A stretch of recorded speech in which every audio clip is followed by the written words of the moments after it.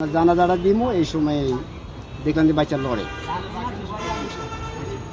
তো ওনার জানাই জীবিত আছে বাচ্চাটা। এখন কি আইসিইউ বা ওখানে ব্যবস্থাপনা এরকম ভালো কিনা একটা ব্যবস্থা করে?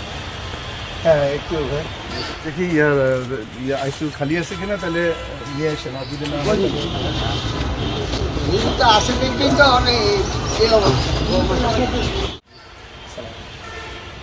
খালি থাকলে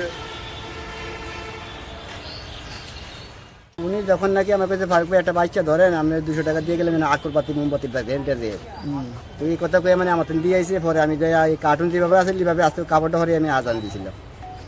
আজান দিয়া ওনার জানাজাটা দিমু এই সময় দেখলাম যে বাচ্চা লড়ে।